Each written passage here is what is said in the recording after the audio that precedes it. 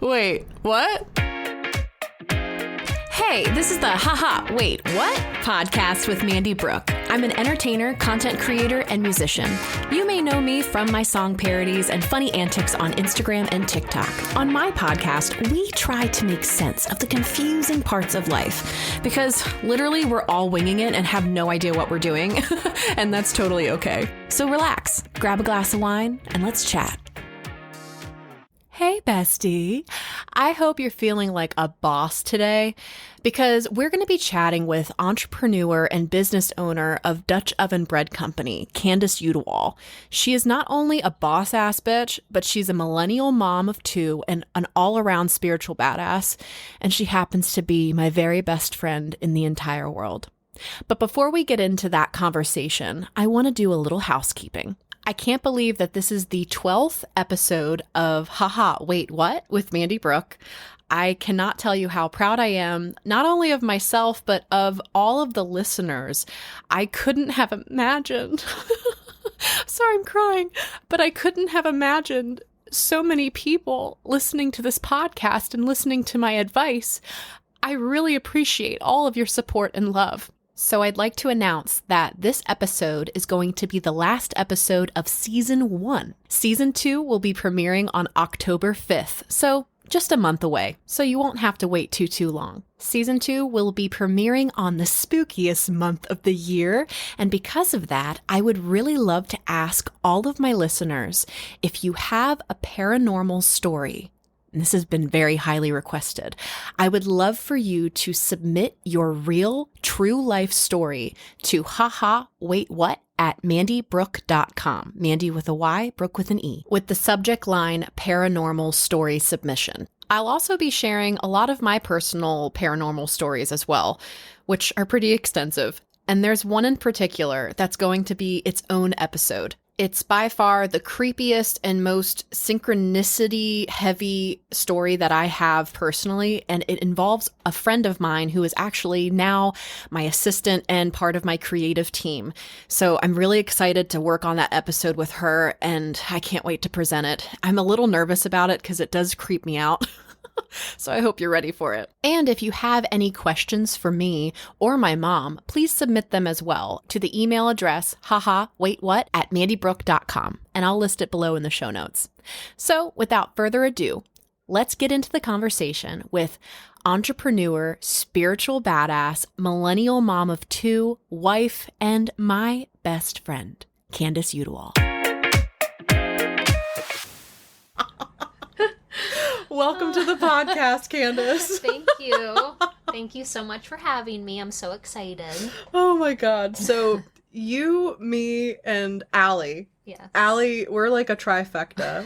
We're all friends from high school, and we love each other so much. There is something about female friendships that just feel like fucking home, doesn't it? Yeah. Like, I could literally marry both of you.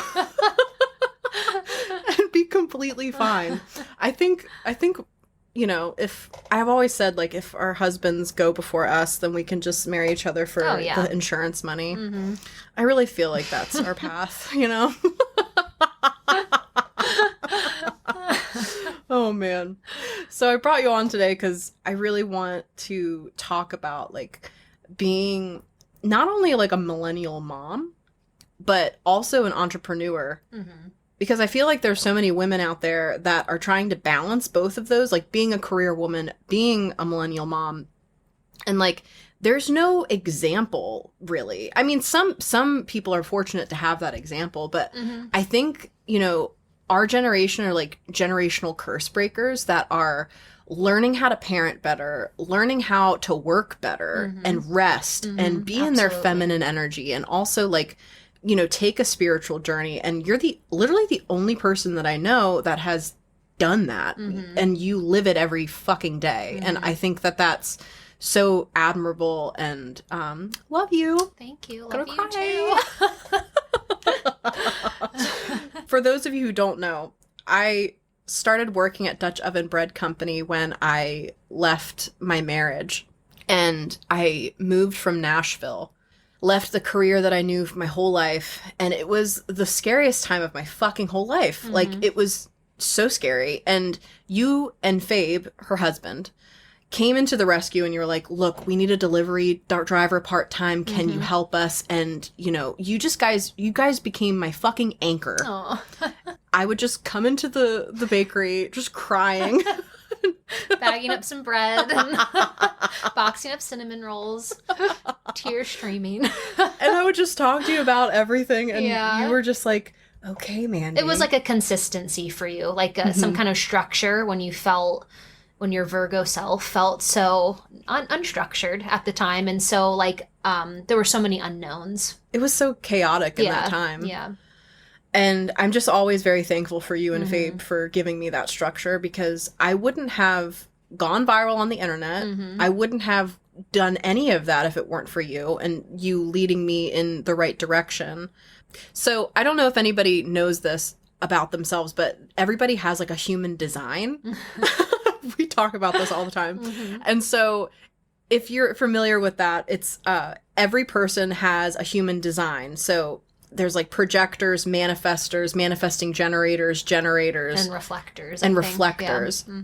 And you're a projector, and I'm a manifesting generator. And apparently that's like the dynamic duo, because manifesting generators have no idea where to put their energy, and projectors are able to see them and be like, okay, this is what you need to do.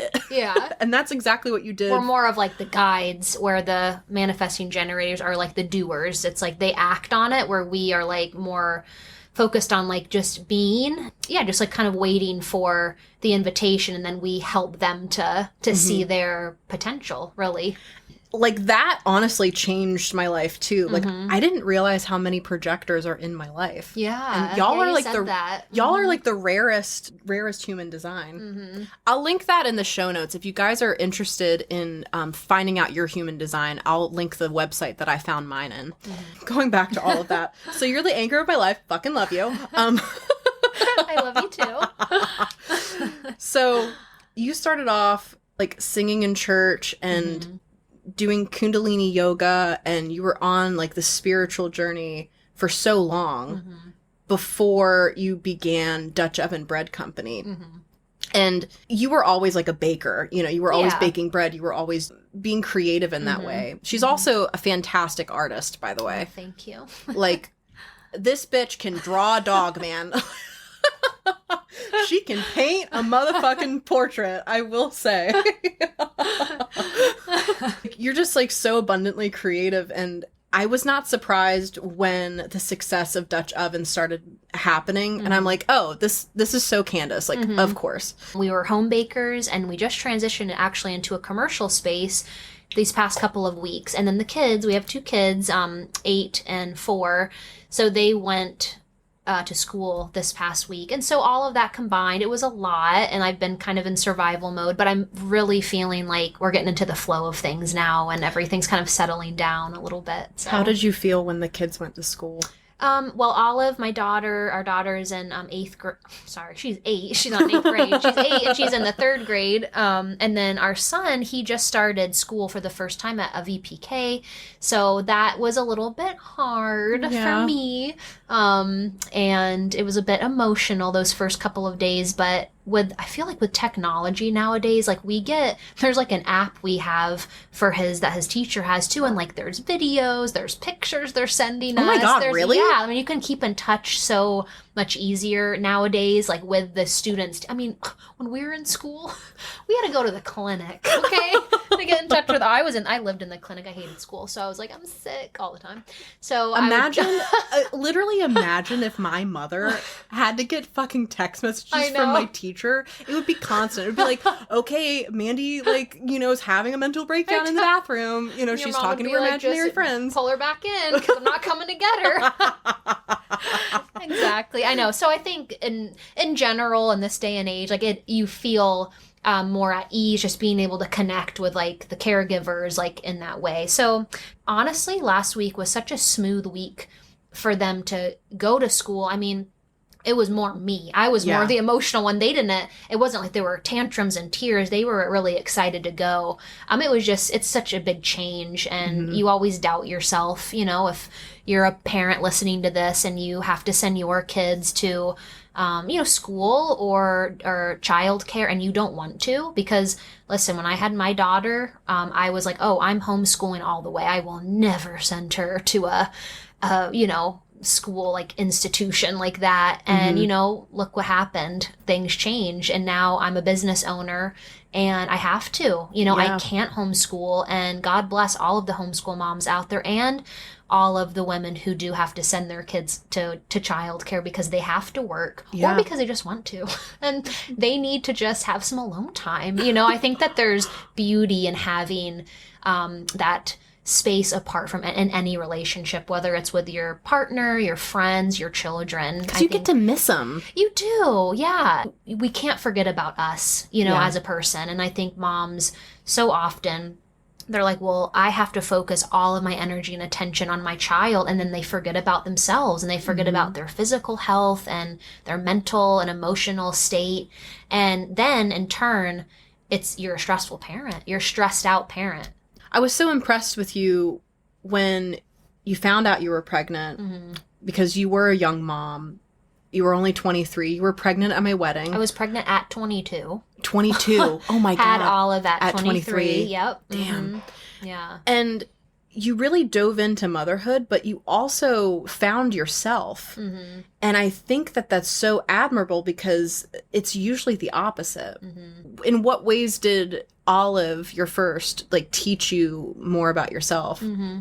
Well, I'm going to just piggyback on that. I did lose myself. I did. I lost the old version of Candice before children. And I can't really even hardly remember her unless I look at a picture, Oh, wow. And so I did lose myself, but I found a new version of myself. And I think that that's kind of, you don't really have a choice when you have children. Whether you like it or not, you are changed forever. Yeah. And it's a super challenging time. It's a super beautiful time. There's so many emotions and so many, it's so complex. You asked me can you repeat your question? Sorry, what the fuck did I ask you? I'm just listening to you talk, bitch.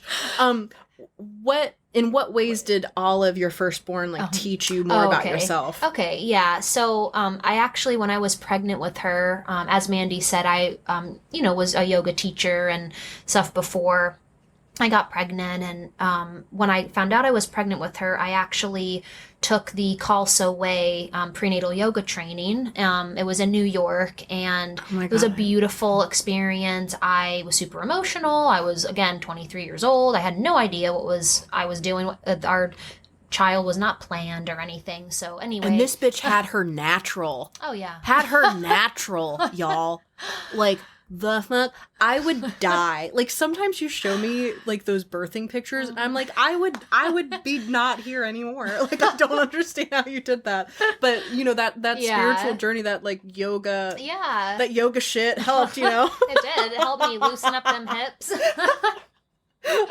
So the retreat. Yeah. So I did the prenatal yoga training, and then that helped just kind of solidify that everything was going to be okay. I didn't really feel that way a lot of the time when I was pregnant. I don't think any woman can agree that, man, I'm so ready to have children. I am just 110% ready. And then you get pregnant and you're like, I don't know if I'm ready. And then you have them and you're like, whoa, it's something you just have to experience. And then it was, like I said, it was an extremely hard time in the beginning. Mostly I remember she was a newborn, and I would cry at everything. Really? Oh my gosh. And I know it was hormonal too, but gosh, a leaf could fall off the tree and I would cry because it would remind me that and one day she will have to go to school and a leaf will fall from the tree at her school. My mind went to those places. It was crazy. But having children, it forces you to completely surrender. I mean, gosh, you have to surrender to just so much that you never even thought of before. So in that, having children and becoming a mom, but also honoring my spiritual practice has, it's a lot of work, but I always remind myself, when you're a conscious parent, things can seem even more like intense, I would say, because you're aware. You have that self-awareness and you're like, gosh, I'm trying to be that parent for my child and be the best. But then I remind myself, if I wasn't a conscious parent, how much more difficult it would be. Because it's like, then I wouldn't have that self-awareness. I wouldn't see what triggered me. I wouldn't listen to my mind-body connection if they're, doing what tantruming or doing whatever and they're triggering me instead of just exploding. And I do sometimes, of course, like every parent is going to yell, one time or another at their children, but without that self-awareness and without being that conscious parent that I just strive to be every day, and nothing is perfect, but I just try my best, it would be so much more challenging if I did not have my spiritual practice. Wow. Conscious parenting. I really like that term so much. Yeah, there's a book by Dr. Shefali. Her first book is The Conscious Parent, and then her second one is The Conscious Family. And they're both great. They're intense. They're really intense. So I used to read little bits of them and then I'd put it down and then I would pick it up again, and then put it down. It's one of those books that you kind of just need to have on your nightstand as like reminders. Another great parenting podcast that I love is Unruffled by Janet Lansbury. Ooh. And they're kind of like shorter episodes. I just love her. I'm sure many parents listening have heard of her. If you haven't, please check her out. I'll find it and I'll link it in the show notes for people. Yep. And then Good Inside is another really great podcast. You'll have to verify that one. I'm pretty sure that's what it's called. Learning to find those resources that help in any way. And it doesn't have to be obsessive. Like I found myself, and I still do to this day, we were just talking about this the other day, having too much knowledge, and it can be a bad thing, and it can be overwhelming. Too stimulation. Exactly. Too stimulation.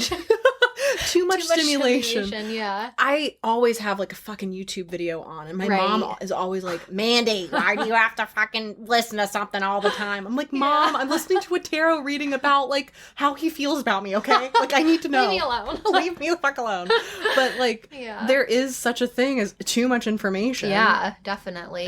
But again, that's where self-awareness comes in. It's like, why is my brain feeling like mush? Why is it feeling so scattered? Well, maybe it's because with every silent moment I get, I'm feeding my mind with information, and it could be helpful, and that's great. And I totally think that everybody should have at least a little book they're reading or a podcast that they love, something, or like you said, a YouTube channel, to just pop on when you're driving. Notice if you start to feel that overwhelm, and then maybe take a step back and like put some music on, put on some Beyonce and vibe. Dude, music is our jam. Yeah.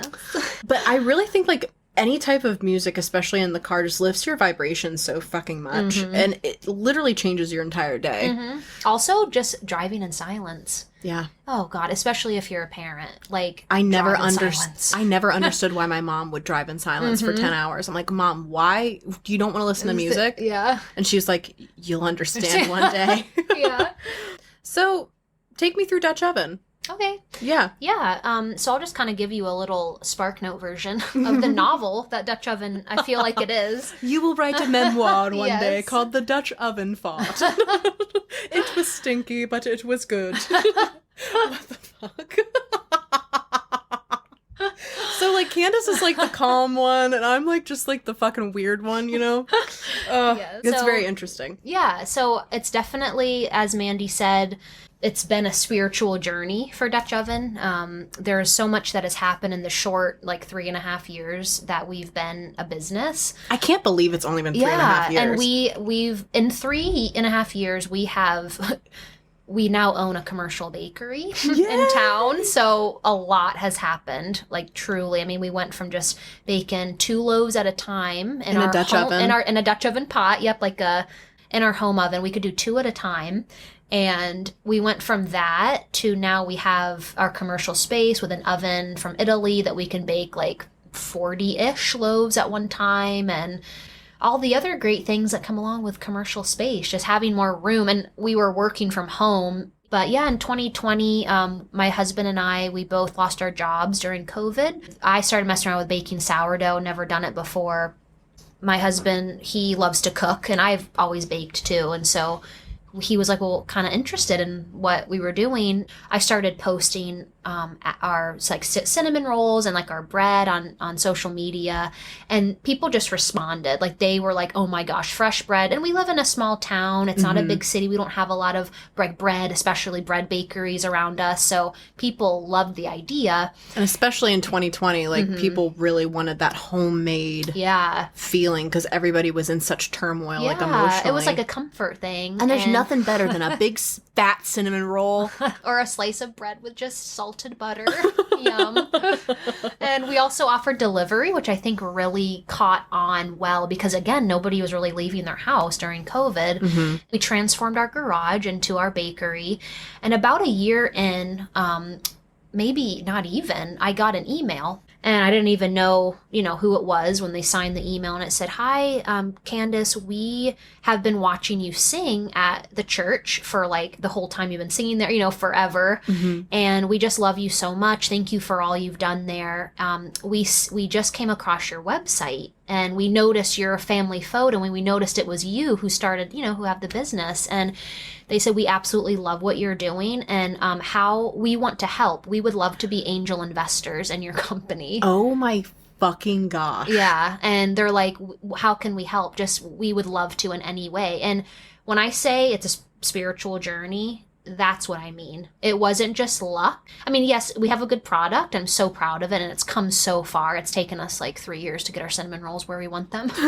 And but that's how it is. I mean, when you start something, it's not just like, oh, overnight, like everything is just perfect. I mean, gosh, it's been such a journey. Because you planted so many seeds. Right. And it's so interesting, like, to see those seeds flourish, like, almost all at once, like, this angel investor. Like, who would have thought, you singing at church in sophomore year of high school would birth an opportunity to build an entire career, like, that had nothing to do with singing. Nothing, I know. It's so fucking wild. Yeah.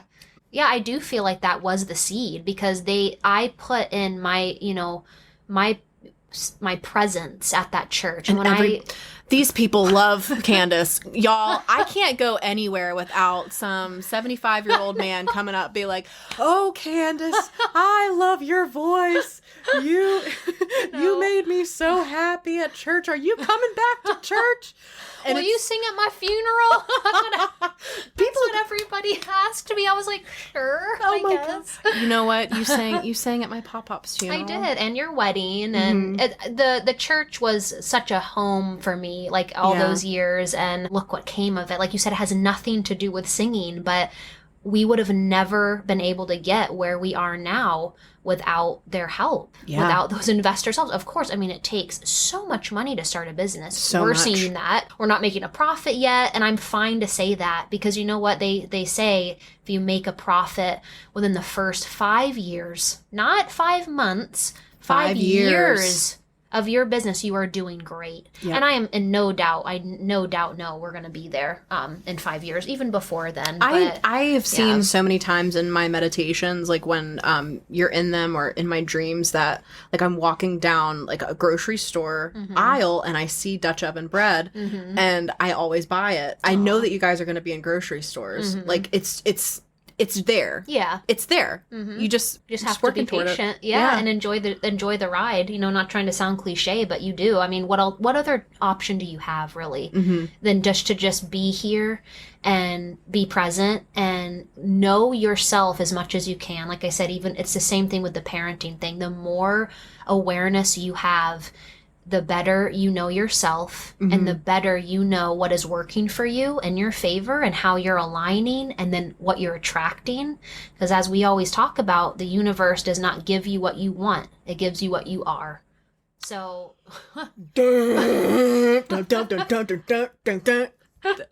spitting some fucking shit. Wow, you are. You?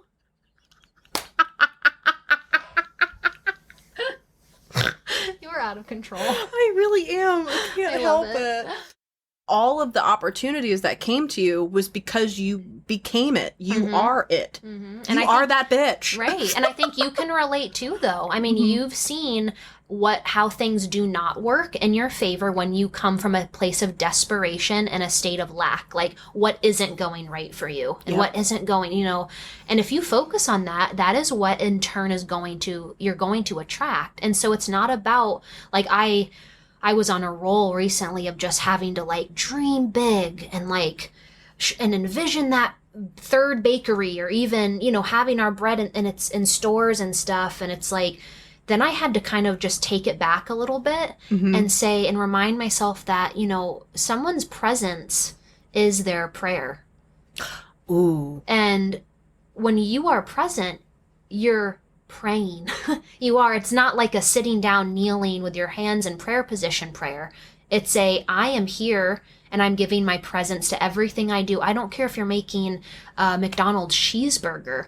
If you are present there and you are enjoying it, then whatever you want, you are attracting, because you're in alignment. And we, in our frequency, if we don't own it, if we don't own our frequency and what we're projecting, then it's going to, things probably, of course, things will still happen. It just might take a little bit more time and a little bit more frustration and stress. And we don't need any more of that in our lives, right? Especially with the state of the world. Yeah. We'll be right back with our conversation after we hear from our sponsors that make this podcast possible.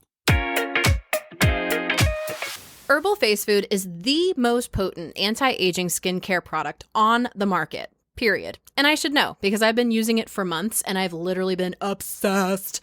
Herbal Face Food isn't a magic potion. It's simply the best of plant science at work. No fillers, no chemicals, no BS. The powerful potent serum is packed with antioxidants that heal your skin at a cellular level from the outside in and addresses the top signs of aging in 3 days or less. I personally noticed a huge difference in my skin texture and the appearance of fine lines and wrinkles when I combined both the Serum 1 and the Cure to my routine.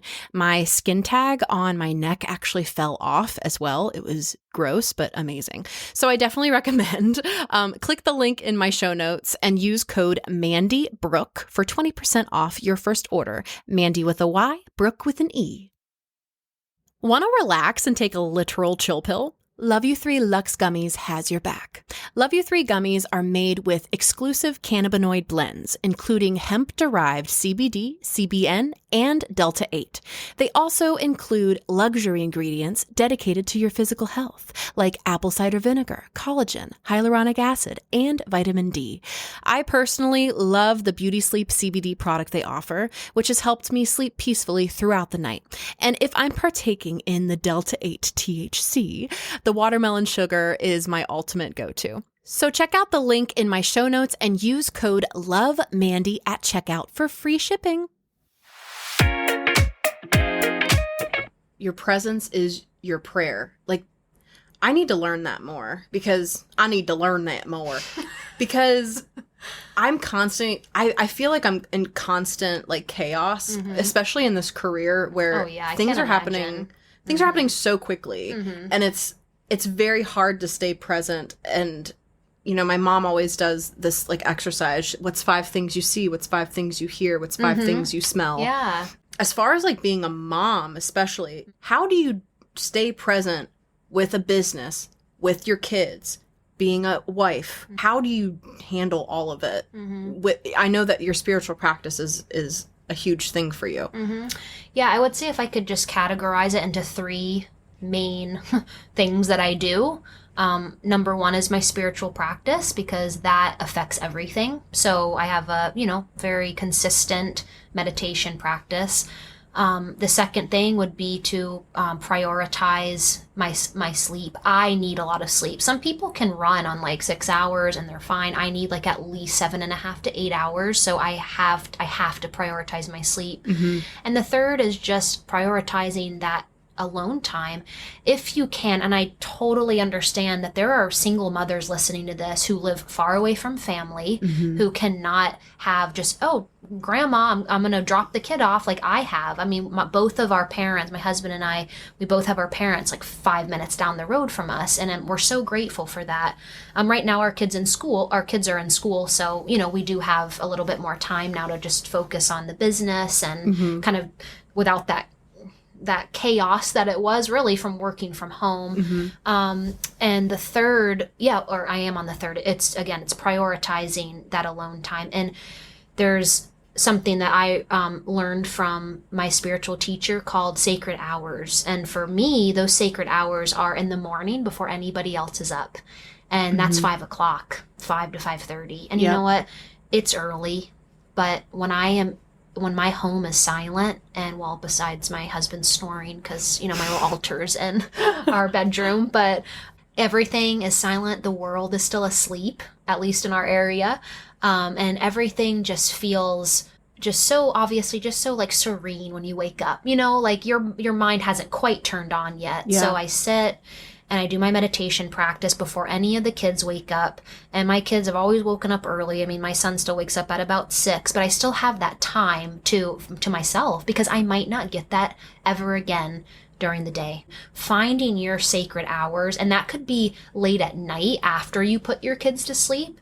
I know that most parents, you can agree with me that when your kid's asleep, like, you need to do 2 months of chores or work in the 2 hours before you go to bed, you know? And so it's hard to balance that, but you'll find it. I mean, I used to do my meditations late at night after, but then that took time away from being just with my husband and just sitting and watching TV. And like, that's so important too. So I couldn't sacrifice that time. And so I started getting up early to do it before everybody else got up. So those 3 things for me, if I wasn't consistent with them, that would be a problem.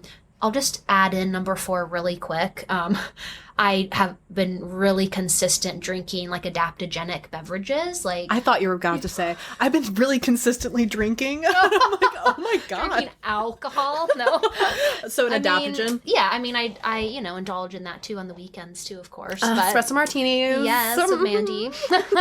The adaptogens, they really help too. It's just another way to help adapt to stress. And we're all under some form of stress in our lives. So if I can yell less at the kids, and I can, just be a little bit more clear and focused and productive in my few hours that I get at work before the kids need to be picked up. It feels like it goes so quickly. Then I'm going to take advantage of that. So you prioritize yourself no matter, make time for yourself. And 100%. Absolutely. And you know what I think is even better than me doing it for myself is that my children are seeing me do it for myself. Ooh. Because then now they're learning. My mom is saying, no, I can't do that with you right now because I'm going to meditate or I'm going to rest. I'm just going to close my eyes for 20 minutes and do some yoga nidra and just I always call it like a brain rest, and I lock my door, and as I said, if you don't have that option, I see you and I honor you and find those hours, those sacred hours for you that can work for your schedule, and you'll see such a difference. And we can even make this on another podcast about meditating, because not all of your meditations are going to be some like transcendental experience and you get all these answers. Like, that was even me this morning. I was like, my mind just didn't stop. It's like, Monday, what do I have to do? You know? And that was my meditation like this past week. Like, I haven't been able to get in that space. Yeah. But that ebbs and flows. Yeah, exactly. If meditating isn't somebody's thing, because I know a lot of people, they're listening and they're like, okay, what do I do if I'm not meditating? Like, I gave the example in my last episode, how to embrace your feminine energy. Even if you're stuck in traffic, that's not really like frustrating part of your day, or it's supposed to be. But if you lean back and you just like, oh my God, this is some alone time. What music do I want to listen to? Making it fun, like making like the mundane playful is a way to kind of keep yourself present. Absolutely. You can find like those opportunities, those meditative moments, truly. And it doesn't, like Mandy just said, it does not have to be sitting in front of an altar with your candles and all that. It can be walking. It could be driving to work, your commute, that can be your meditation. Just be intentional about it, as this is my sacred time right now. And if you're intentional about it, then it becomes like consistent and you start to look forward to it. But going back to what you asked, I mean, like I said, one of the most important reasons why I do prioritize is so my kids can see it, so that they know that they can do that and not feel guilty about it. Like my husband is so supportive of my time. You know, he has never said, no, you can't, gosh, or made me feel bad about it if I need to go like meditate or just rest or whatever, or just go outside and take a walk away from the home, you know. So I'm very grateful for that too. That's amazing. Yeah.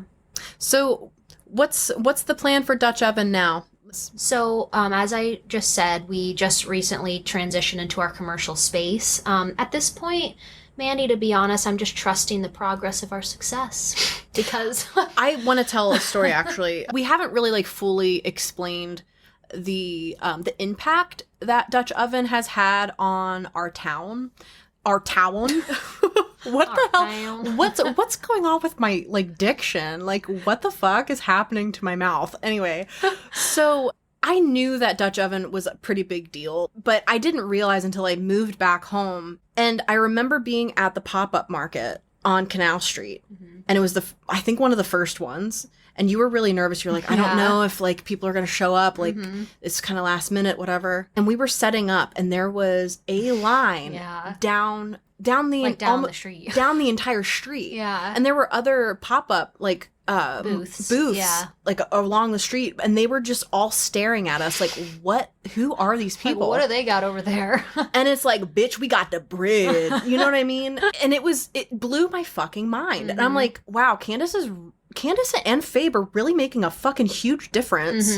Yeah, I mean, people, when you're doing something with love and intention behind it, it's more than just a good tasting product. And that's why I'm so excited to see what happens in the next 3 years for us. I mean, if we've come this far in 3.5 years, and you know, it's not, the way that I look at my meditation practice is that prayer and that gratitude, because I'm showing up for the universe because it has given me us so much and so much abundance in so many ways. This is my thank you. That lighting of that candle and those, just the little thing of a fresh flower, you know, and that's intentional right there. And I've had my same Dutch Oven sticker on my altar for this whole time because I've set those intentions. I'm inviting just whatever to happen. I'm open to it is what I'm trying to say. And you have to stay open, because if you're closed and you're, again, focusing on what's not going right,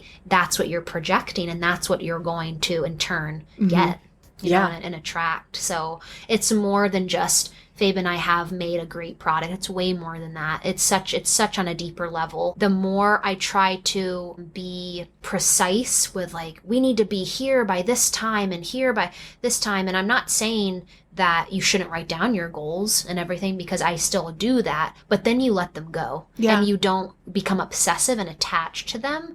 You truly have to say, but I am open to however it's going to come to me, and whatever way that is. Like the known and unknown. Yeah. I always relate it to an Amazon package. Like you put in your order for Amazon and it's for Prime and you know it's coming in the next couple of days. You don't keep like looking and making sure. You don't email Amazon like, hey, when is it coming? When is it coming?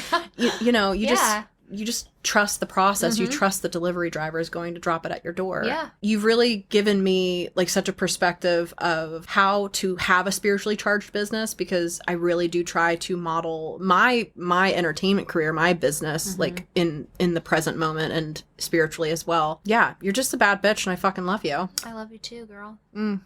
If you're out there and you have a female friend like this, just consider yourself the luckiest person in the world. Aww. I feel grateful that I have multiple. I mean, it's I know. It's you and Allie and Deirdre. I mean, when I went to Italy and I knew Deirdre was going to be there, it was like the most relieving thing in the entire world. Deirdre's our high school friend too. We have like a high school I've crew. known Deirdre since I was in 3rd grade. That's when she came into our elementary school. Y'all were sitting there on the table. It was you and was it Aaron? At high school lunch. Yeah, lunch. And I was like, can I sit with you? Can I sit with you guys? And she's like, yeah. And that was it. The rest is history. So that's where like Mandy and I met, and I met our friend Erin, and then Deirdre ended up. She was in my English class, and I remember her just being so sweet. I'm like, do you want to sit at lunch with me? And we were just like the coolest crew because we had different people from all different groups like at our table. We really couldn't be any more different. We're so different. But then, yeah, you're right. Like a feminine friendship is unlike anything. It's a sisterhood for sure. Yeah. It's a home. It is. Yeah. It's definitely a home. And I mean, it's hard to make new friends when you're in your 30s. It's so really hard to make friends as an adult. Yeah. And it's like, oh, I can't be myself. And, what if, and blah, blah, blah. You just think of all these, or I have kids and I can't, this person doesn't have kids yet and all of that. Mm-hmm. So those old friendships that you have, honor them and nurture them. Putting it in your planner that person's birthday is that day. Because I forget birthdays all the fucking time, dude. I suck at that. Which I'm surprised. I feel like you would be Deirdre's so obsessed with birthdays. Deirdre. And the numbers, because she's so freaking smart. Deirdre knows Samantha's 2 ex-boyfriends' fucking birthdays. I'm like, what? She does. Amazing. How the fuck do you know that, Dee? Yeah. Oh my God. That's so true. But yeah, I'm surprised that I don't remember it either. I am. Like, I just suck. It's fine. No, you don't. Oh my gosh, that's not what I was getting at. Yours is February 9th. It is. Mm-hmm. You were about to say 8th. No, I wasn't. Just kidding. I mean, I forget my fucking birthday. Right. Yeah, but you're not really like a birthday girl. You don't really like your birthday, which I'm upset about. I really hate my birthday. I don't like to get older. I know you don't, but you need to embrace it. I know. You do. One year, I literally completely forgot until like 2 days after my birthday. After? Yeah. And I was like, oh my God, my birthday just passed. And I know that other people do. And I need to be way more conscious of it. Mm-hmm. Because I want to be a better friend, And you always need a friend that will literally spit you straight. Allie, I need to have Allie on the podcast because Allie literally would murder this. She would. Oh my God. She's really the funniest person I know. She's so honest, brutally honest. Oh, yeah. And she gives the best advice. She does. But it's in such a simple way. So simple. Because not simple as in stupid, like simple as in smart as fuck. Yeah, but in a simple, it's like, I think Manny and I can just really dive deep on a lot, and like it's just like we don't really need to go deep all the time, but we do. Where she is like not like that, and it's like, oh, that was refreshing. Thank you for just giving me that like quick advice. Like that's what I needed. Splash of water in the face. She gave me the best advice the other day. We were at this Mexican restaurant. And I had this business thing going on. And she's like, well, it just sounds like you haven't, like, set your boundaries really well. You're not saying what you need to say. Yeah. So just fucking say it. And I was like, oh yeah. Oh, okay. Yeah. I'm, like, trying to get all existential with it. And she's like, shut the fuck up. Just, like, just set your fucking boundaries. And that's what it is. Yeah. At that point. She's kind of like your mom in that way. Like, they're super just, like, blunt and straightforward. And I love having a friend like that. This podcast episode was pretty awesome. I can't wait to have you back. Tell everybody where to find you and everything. Yeah, so if you're local to the Volusia County area, we're in Central Florida. We share a space right now with the Yopon Brothers Tea Factory, and their address is 504 Pullman Road in Edgewater. You can find our website by either just Googling Dutch Oven Bread Co. Our website is DutchOvenBreads with an S.com. And tell them your social media, girl. Oh, yeah. So our social media is just at Dutch Oven Bread Co. So we have a Facebook and an Instagram. Also on our website, if you sign up for our newsletter, that is the best way to stay updated on like when and where to find our products. At the moment, we do not ship. We hope to be able to ship one day. And word of mouth, I mean, that's really been the driving force behind how many people have found out about us sharing stuff on social media. And the word of mouth and the bread in the mouth. Exactly. And go on our Dutch Oven Instagram or Mandy's and find the hilarious reels that we've done together, and we plan to do more of those. We have one on focaccia, on potato chip focaccia, and it's brilliant. Honestly, it's probably my favorite things that I've ever done. I know. I'm gonna repost it actually. Yeah. When this podcast comes out, I'm gonna repost that potato chip focaccia one, and we're gonna bring it back on the menu actually like next week. Oh, perfect. As like seasonal, because potatoes are like in season in the late fall. So because this is gonna be premiering on next Thursday, so it's perfect. Oh, perfect. Right now we're open Thursday and Friday 9 to 2 and Saturday from 9 to 12, but follow us and I'll keep you all updated on hours and stuff. Thank you so very much for listening to the very last episode of Season 1 of HahaWaitWhat. I cannot wait to start Season 2 on October 5th, and make sure you submit your paranormal stories to HahaWaitWhat@mandybrook.com, because I will be reading them off. It's going to be a very spooky October. And if you love this podcast, please subscribe, rate, and review it so it becomes more and more visible to besties like you. Until next time, on October 5th, be a fucking delight, bitch.